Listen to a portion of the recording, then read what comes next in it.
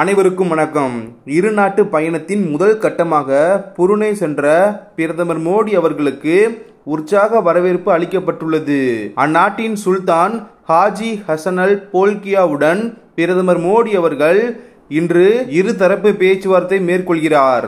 இதன் மூலம் தென்சீன கடல் வழியாக தடையற்ற வர்த்தகத்தை இந்தியாவால் உருவாக்க முடியும். தென்கிழக்கு ஆசியாவில் உள்ள புருனே மற்றும் சிங்கப்பூருக்கு 3 நாள் அரசுமுறை பயணத்தை பாரத பிரதமர் அவர்கள் நேற்று தொடங்கினார். இப்பயணத்தில் முதல் கட்டமாக அவர் புருனே நாட்டை சென்றடைந்தார். புருனே நாடு கடந்த 1984ஆம் ஆண்டு பிரிட்டிஷிடமிருந்து சுதந்திரம் பெற்றதில் இருந்து இந்தியா புருனே இடையே தூதரக உறவு நீடிக்கிறது. இருதரப்பு உறவு 40 ஆண்டுகளை கடந்த போதிலும் இதுவரை இந்தியாவில் இருந்து எந்த பிரதமரும் புருனேவுக்கு சென்றதில்லை. அந்த வகையில் புருனே சென்ற முதல் இந்திய பிரதமர் என்பதால் பாரத பிரதமர் திரு நரேந்திர மோடி அவர்களுக்கு விமான நிலையத்தில் உற்சாக வரவேற்புடன் மரியாதை அளிக்கப்பட்டது. புருனே பட்டத்து இளவரசர் ஹாஜி அல் முஹததி பில்லா அவர்கள் பிரதமர் மோடி அவர்களை வரவேற்றார். அங்கு சென்றதும் பாரத பிரதமர் அவர்கள் தனது எக்ஸ் தள பதிவில் நமது இரு நாடுகளுக்கும் இடையே வலுவான உறவுகளை எதிர்நோக்குகிறோம், குறிப்பாக வணிக கலாச்சார தொடர்புகளை மேம்படுத்துவதில் ஆவலுடன் உள்ளேன் என பதிவிட்டார். அதைத் தொடர்ந்து பாரத பிரதமர் அவர்கள் தங்கும் ஓட்டலுக்கு வந்த இந்திய வம்சாவளியினர் அங்கு உற்சாக வரவேற்பு அளித்தனர். அவர்களுடன் பாரத பிரதமர் அவர்கள் கலந்துரையாடினார். மாலையில் இந்திய தூதரகத்தின் புதிய வளாகத்தை திறந்து வைத்த பாரத பிரதமர் அவர்கள் இந்திய வம்சாவளியினர் மத்தியில் உரையாற்றினார். பாரத பிரதமர் மற்றும் புருனே சுல்தான் ஆகியோருக்கு இடையே இருதரப்பு பேச்சுவார்த்தை இன்று நடக்கிறது. இதில் பாதுகாப்பு ஒத்துழைப்பு, வர்த்தகம், முதலீடு, எரிசக்தி, விண்வெளி தொழில்நுட்பம், சுகாதார ஒத்துழைப்பு, திறன் மேம்பாடு, கலாச்சாரம் உள்ளிட்ட அனைத்து துறைகளிலும் புருனேயுடன் இந்தியாவின் ஒத்துழைப்பை வலுப்படுத்துவதற்கான நடவடிக்கைகள் குறித்து இரு தலைவர்களும் பேசுகிறார்கள். புருனேவை தொடர்ந்து இன்று சிங்கப்பூர் செல்லும் பாரத பிரதமர் அவர்கள் சிங்கப்பூர் அதிபர் தர்மன் சண்முகரத்தினம் அவர்கள் மற்றும் பிரதமர் லாரன்ஸ் வோங், மூத்த தலைவர் லீ சியேன் லூங் ஆகியோரை சந்திக்கிறார். பல்வேறு தொழிலதிபர்களையும் பாரத பிரதமர் அவர்கள் சந்தித்து பேச உள்ளார். புருனே தென்சீன கடல் பகுதியில் அமைந்திருப்பதால் முக்கியமான நாடாக பார்க்கப்படுகிறது. இரு நாட்டுடன் உறவை வளர்த்து கொள்வதன் மூலம் தென்சீன கடல் பகுதி வழியாக தடையற்ற வர்த்தக பாதையை இந்தியாவால் உருவாக்க முடியும். அதன் அடிப்படையில் பாரத பிரதமர் அவர்கள் புருனேவுக்கு சென்றிருக்கிறார். அதே நேரம் இந்த பயணத்தை சீனா அவ்வளவாக ரசிக்காது என்று சர்வதேச அரசியல் விமர்சகர்கள் கூறுகின்றனர். அடுத்த செய்தி, இந்திய விமானப்படையின் குறிப்பிடத்தக்க புதுப்பிப்பில் அதன் ரஷ்ய தயாரிப்பான சுகோய் 30 MKI போர் விமானங்கள் ரூபாய் 26,000 கோடி மதிப்புள்ள 240 புதிய AL-31FP என்ஜின்களை பெறும். திங்கட்கிழமை நடைபெற்ற பிரதமர் மோடி அவர்கள் தலைமையிலான பாதுகாப்புக்கான அமைச்சரவை குழு கூட்டத்தில் இந்த 240 ஜெட் என்ஜின்களுக்கு ஒப்புதல் அளிக்கப்பட்டது. இந்த என்ஜின்கள் 259 Su-30 MKI ஜெட் விமானங்களை கொண்ட IAF-இன் கடற்படைக்கு சக்தி அளிக்கும். பாதுகாப்பு அமைச்சக அதிகாரிகள் கூற்றுப்படி சுகோய்ஸ் IAF-இன் மிகவும் சக்தி வாய்ந்த மற்றும் மூலோபாய முக்கியத்துவம் வாய்ந்த கடற்படைகளில் ஒன்றாகும்.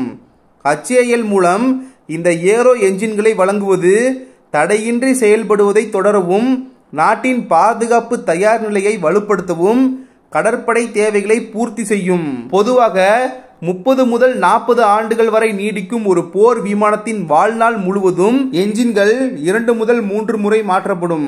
இந்த புதிய என்ஜின்கள் கோராப்புட்டில் உள்ள ஹிந்துஸ்தான் ஏரோநாட்டிக்ஸ் லிமிடெட் நிறுவனத்தால் தயாரிக்கப்படும். இந்த என்ஜின்கள் 54% உள்நாட்டு உள்ளடக்கத்தை கொண்டிருக்கும். மீதமுள்ள கூறுகள், துணை அமைப்புகள் மற்றும் அமைப்புகள் ரஷ்யாவிலிருந்து இறக்குமதி செய்யப்படும். மேலும் இந்திய விமானப்படையின் Su-30 MKI 63,000 கோடி மதிப்பிலான மேம்படுத்துதல் திட்டத்தில் உள்ளது. இந்த மேம்படுத்தல்களில் made in India active electronic scan செய்யப்பட்ட அணி ரேடார், அதிக திறன் கொண்ட அகசிவப்பு தேடல் மற்றும் ட்ராக் சென்சார் மற்றும் புதிய எலக்ட்ரானிக்ஸ் மிஷன் கம்ப்யூட்டர்கள் மற்றும் பாகங்கள் ஆகியவை அடங்கும். IAF கையிருப்பில் உள்ள 60 ஒற்றைப்படையான MiG-29 விமானங்களுக்கு ரூபாய் 5300 கோடி மதிப்புள்ள RD-33 ஜெட் என்ஜின்களை CCS அனுமதித்த அரை வருடத்திற்கு பிறகு இது வந்துள்ளது. இந்த என்ஜின்களும் ரஷ்யாவுடன் இணைந்து கோராபுட் ஆலையில் தயாரிக்கப்படும். அறிக்கைகளின்படி IAF அதன் முந்தைய துண்டு துண்டான ஆர்டர்களின் கொள்கையை மாற்ற முடிவு செய்துள்ளது. இது என்ஜின்கள் அதிக விலை மற்றும் குறைந்த உள்நாட்டு உள்ளடக்கத்தை ஏற்படுத்தியது. மொத்த ஆர்டர்களுடன் துண்டு துண்டான ஆர்டர்களுடன் ஒப்பிடும்போது செலவு கணிசமாக குறைவது மட்டுமல்லாமல் என்ஜின்களில் இந்தியாவில் தயாரிக்கப்பட்ட உள்ளடக்கத்தை அதிகரிக்க ஹாலுக்கு வாய்ப்பளிக்கிறது.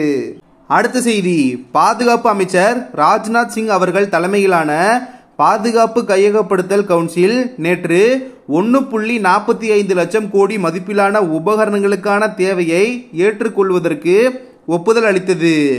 மொத்தம் 10 மூலதன கையகப்படுத்துதல்கள் DAC-யால் அங்கீகரிக்கப்பட்டுள்ளன. இதில் 99% உபகரணங்கள் வாங்க இந்தியா அல்லது இந்திய சுதேசமாக வடிவமைக்கப்பட்ட, அபிவிருத்தி செய்யப்பட்ட மற்றும் உற்பத்தி செய்யப்பட்ட வகைகளில் இருந்து வாங்கப்படும். அங்கீகரிக்கப்பட்ட உபகரணங்களின் பட்டியலை இப்பொழுது நாம் பார்க்க ஆரம்பிப்போம். எதிர்கால தயார் போர் வாகனங்கள், அதாவது FRCV என்பது ஒரு புதிய தலைமுறை எதிர்கால தொட்டியாகும்.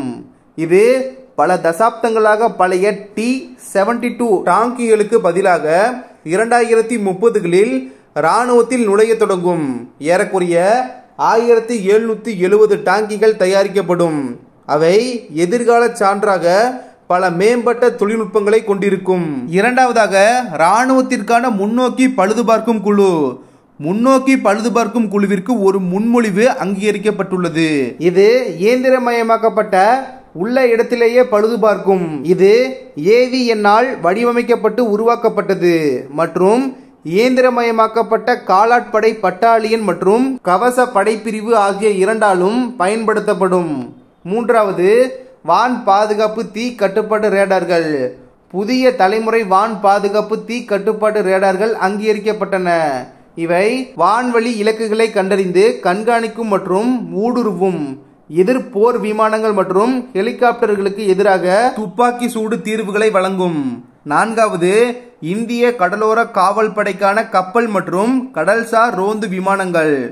இந்திய கடலோர காவல் படையின் திறன்களை மேம்படுத்தும் 3 AON-கள் வழங்கப்பட்டுள்ளன. இதில் டோர்னியர் 228 விமானங்கள் கடினமான காலநிலையில் அதிக செயல்பாட்டு திறன் கொண்ட அடுத்த தலைமுறை விரைவு ரோந்து கப்பல் மற்றும் மேம்பட்ட தொழில்நுட்பம் மற்றும் மேம்பட்ட நீண்ட தூர செயல்பாடுகளுடன் கூடிய அடுத்த தலைமுறை கடல் ரோந்து கப்பல் ஆகியவை அடங்கும். இவை கண்காணிப்பு, கடல் மட்டத்தில் ரோந்து மற்றும் தேடல் மற்றும் மீட்பு மற்றும் பேரிடர் நிவாரண நடவடிக்கைகளை மேற்கொள்ள ICG-யின் திறன்களை மேம்படுத்தும். அடுத்த செய்தி, ரஷ்யா உக்ரைன் இடையே சுமார் 2 ஆண்டுகளுக்கு மேலாக போர் நடைபெற்று வருகிறது. இரு நாடுகளும் அமைதி பேச்சுவார்த்தைக்கு ஒத்துழைக்காமல் தொடர்ந்து தாக்குதல் நடத்தி வருகின்றன. அண்மையில் ரஷ்யா மீது தாக்குதல் நடத்த அமெரிக்காவுக்கு உக்ரைன் அதிபர் ஜெலன்ஸ்கி அவர்கள் அழுத்தம் கொடுத்து இருந்தார்.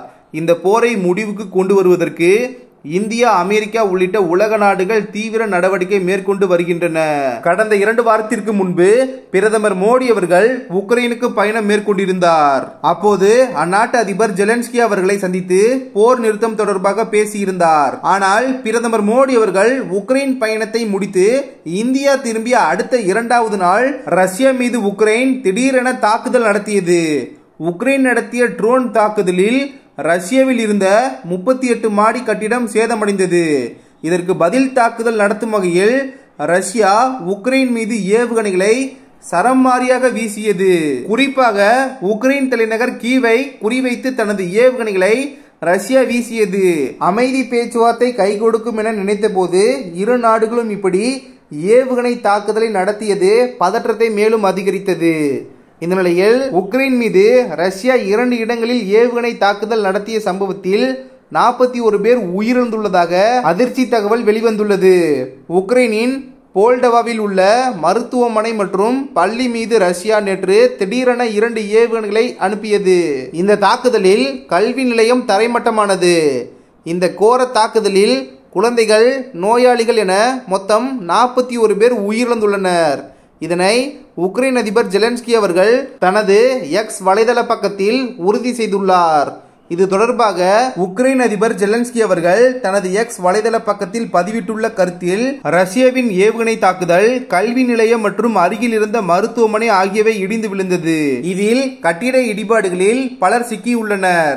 தற்போதுள்ள தகவலின்படி 41 அப்பாவி மக்கள் ரஷ்ய ஏவுகணைக்கு பலியாகி உள்ளனர். 180க்கும் மேற்பட்டோர் படுகாயமடைந்து உயிருக்கு போராடுகின்றனர். தேடுதல் பணி முடுக்கிவிடப்பட்டுள்ளது. ரஷ்ய தாக்குதலில் உயிரிழந்தவர்கள் குடும்பத்தினருக்கு எனது இரங்கலை தெரிவித்துக் கொள்கிறேன். ரஷ்யா இதற்கு நிச்சயம் பதில் சொல்லி ஆக வேண்டும் என கூறியிருந்தார். மேலும் ரஷ்யாவின் இந்த தாக்குதலை பயங்கரவாத தாக்குதல் என குறிப்பிட்ட ஜெலன்ஸ்கி அவர்கள் இதனை தடுக்கும் சக்தி கொண்ட உலக நாடுகள் உதவும்படியும் உக்ரைனுக்கு வான் தாக்குதல் நடத்த உதவும்படியும் கூறியுள்ளார். ஒவ்வொரு நாளும் தாமதிப்பது பல உயிர்களை இழக்க நேரிடும் என வேதனை தெரிவித்தார். இந்த வீடியோ இன்ஃபர்மேட்டிவாக இருந்தால் சேனலை சப்ஸ்கிரைப் செய்து கொள்ளுங்கள். நன்றி. ஜெய் ஹிந்த்.